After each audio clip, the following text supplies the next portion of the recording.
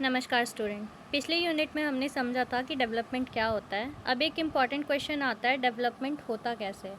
किसी कंट्री की प्रोग्रेस के पीछे कौन कौन से फैक्टर्स काम करते हैं और गवर्नमेंट डेवलपमेंट लाने के लिए किन टूल्स का यूज़ करती है। इस चैप्टर में हम इन दोनों चीज़ों को समझेंगे, यानी factors of development, instruments of development. सबसे पहले इन दोनों टर्म्स का डिफरेंस समझ लीजिए।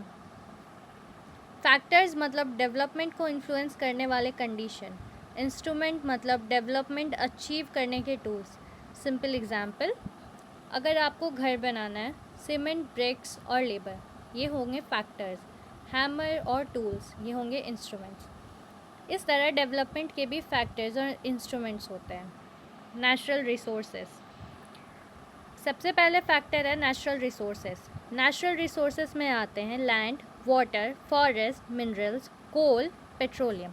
अब सोचिए, अगर किसी कंट्री के पास फर्टाइल लैंड ही नहीं है तो एग्रीकल्चर कैसे होगा। अगर मिनरल नहीं है तो इंडस्ट्रीज़ को रॉ मटेरियल कहाँ से मिलेंगे। इसलिए नेचुरल रिसोर्सेज डेवलपमेंट की फाउंडेशन माने जाते हैं।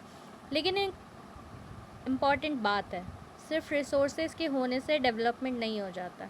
एग्जाम्पल, कई अफ्रीकन कंट्रीज़ के पास बहुत मिनरल्स है, फिर भी वो डेवलप्ड कंट्रीज़ नहीं है। क्यों? क्योंकि रिसोर्सेज के साथ टेक्नोलॉजी, एजुकेशन और गुड गवर्नेंस भी होना ज़रूरी है। इसलिए रिसोर्सेज का सस्टेनेबल यूज़ करना भी इम्पॉर्टेंट है। ह्यूमन रिसोर्सेज, अब आते हैं सबसे इम्पॉर्टेंट फैक्टर पे, ह्यूमन रिसोर्सेज। कई स्टूडेंट सोचते हैं पॉपुलेशन ज़्यादा होना प्रॉब्लम है, लेकिन एजुकेटेड स्किल्ड पॉपुलेशन एक एसेट होती है। ह्यूमन रिसोर्सेज में आता है education, health, skills, productivity. Japan को देखिए, नेचुरल रिसोर्सेज बहुत कम है, फिर भी दुनिया की एडवांस्ड इकोनॉमीज़ में से एक है। Reason, highly educated and skilled people. इसलिए कहते हैं people are real wealth of a nation. Capital formation, अब मान लीजिए लोग स्किल्ड हैं लेकिन फैक्ट्रीज़ ही नहीं हैं, मशीन्स ही नहीं हैं, रोड्स ही नहीं हैं, तो डेवलपमेंट कैसे होगा। इसलिए कैपिटल फॉर्मेशन ज़रूरी है। कैपिटल फॉर्मेशन का मतलब है प्रोडक्टिव एसेट्स बनाना, जैसे factories, machines, roads, communication system. जब सेविंग को इन्वेस्टमेंट में कन्वर्ट किया जाता है तब कैपिटल फॉर्मेशन होता है, और ये प्रोडक्टिविटी और एम्प्लॉयमेंट दोनों बढ़ाता है।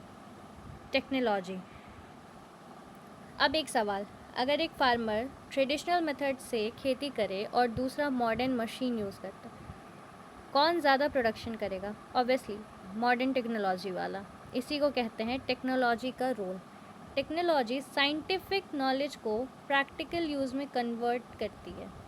आज कम्युनिकेशन, ट्रांसपोर्ट और हेल्थ केयर में जो रिवॉल्यूशन आया है उसका मेन रीज़न टेक्नोलॉजी है। डेवलपमेंट और टेक्नोलॉजी एक दूसरे से क्लोजली लिंक्ड है। सोशल फैक्टर, डेवलपमेंट सिर्फ इकोनॉमी की वजह से नहीं होता, सोसाइटी का भी इम्पॉर्टेंट रोल प्ले करता है। सोशल फैक्टर में आता है सोशल इक्वालिटी, जेंडर इक्वालिटी और सोशल मोबिलिटी। अगर सोसाइटी में डिस्क्रिमिनेशन ज़्यादा होगा तो कई लोग अपॉर्चुनिटीज़ के वंचित रह जाएंगे, और जब पॉपुलेशन का एक बड़ा हिस्सा प्रोग्रेस नहीं कर पाएगा तो ओवरऑल डेवलपमेंट भी स्लो हो जाएगा। इसलिए इंक्लूसिव सोसाइटी डेवलपमेंट के लिए ज़रूरी है। पॉलिटिकल फैक्टर्स, अब आते हैं पॉलिटिकल फैक्टर्स पे। आपने सुना होगा इन्वेस्टर स्टेबल कंट्रीज़ में इन्वेस्ट करना पसंद करते हैं। क्यों? क्योंकि पॉलिटिकल स्टेबिलिटी ट्रस्ट क्रिएट करती है। पॉलिटिकल फैक्टर्स में आता है good governance, democracy, rule of law, political stability. जहाँ गवर्नमेंट स्टेबल होती है और लॉज प्रॉपरली इम्प्लीमेंट होते हैं, वहाँ डेवलपमेंट की स्पीड जनरली ज़्यादा होती है। अगर आपको नोट्स चाहिए तो ये सारे चैप्टर्स के नोट्स आपको मेरे टेलीग्राम चैनल पे फ्री ऑफ कॉस्ट मिल जाएंगे। नीचे मैंने लिंक पेस्ट कर दिया डिस्क्रिप्शन में, आप चेकआउट कर सकते हैं। अब पढ़ेंगे इन्वायरमेंटल फैक्टर्स। अब एक इम्पॉर्टेंट और मॉडर्न टॉपिक, इन्वायरमेंटल फैक्टर्स। हम डेवलपमेंट के नाम पे फॉरेस्ट काट सकते हैं, फैक्ट्रीज लगा सकते हैं, लेकिन अगर इन्वायरमेंट ही डिस्ट्रॉय हो गया तो लॉन्ग टर्म डेवलपमेंट इम्पॉसिबल हो जाएगा। Environmental challenges, pollution, deforestation, climate change, इसीलिए कंजर्वेशन और सस्टेनेबल डेवलपमेंट ज़रूरी है। इंस्ट्रूमेंट ऑफ डेवलपमेंट, अब तक हमने फैक्टर्स पढ़े, अब देखते हैं गवर्नमेंट डेवलपमेंट के लिए किन इंस्ट्रूमेंट का यूज़ करती है। प्लानिंग, सबसे पहले इंस्ट्रूमेंट है planning.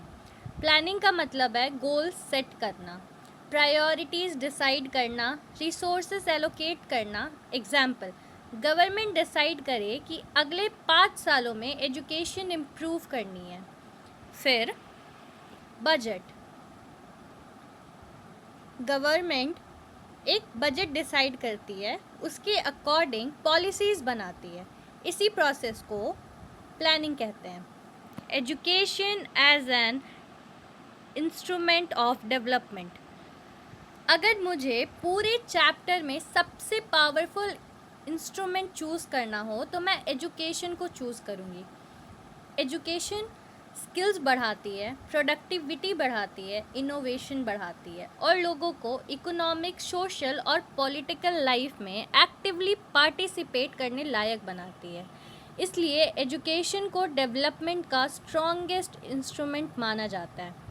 Science and technology, science और टेक्नोलॉजी प्रॉब्लम सॉल्व करने में हेल्प करते हैं। एग्रीकल्चर में बेटर सीड्स, हेल्थ केयर में एडवांस ट्रीटमेंट, इंडस्ट्री में ऑटोमेशन, ये सब डेवलपमेंट को स्पीड अप करता है।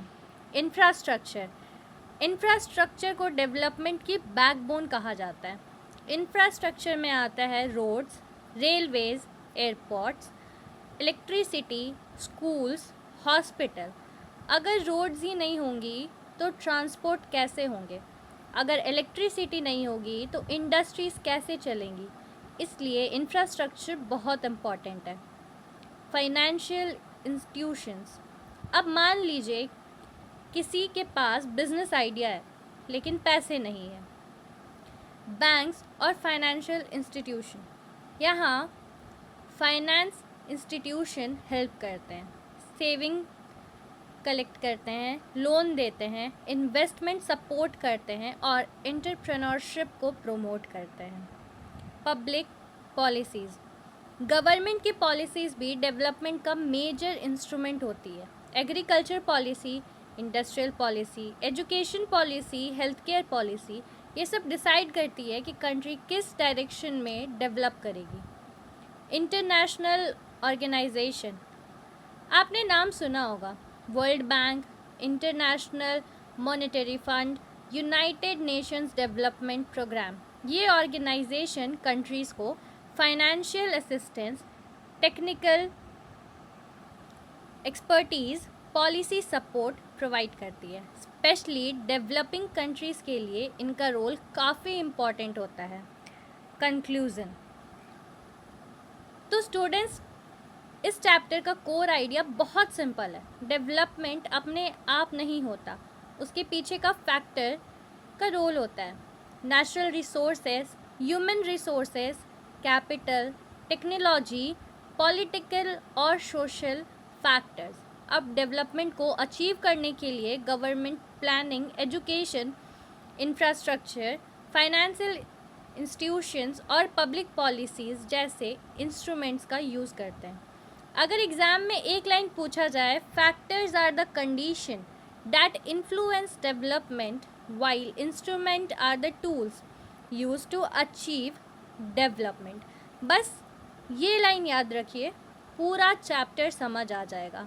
फैक्टर्स वो कंडीशंस है जो कि इन्फ्लुएंस करता है डेवलपमेंट को, जबकि इंस्ट्रूमेंट वो औजार है, वो टूल्स है जो कि उस डेवलपमेंट जो हमने सोचा था अचीव करने का, उसको अचीव करने में हेल्प करते हैं इंस्ट्रूमेंट, और डेवलपमेंट को इन्फ्लुएंस करता है फैक्टर्स। Thank you students.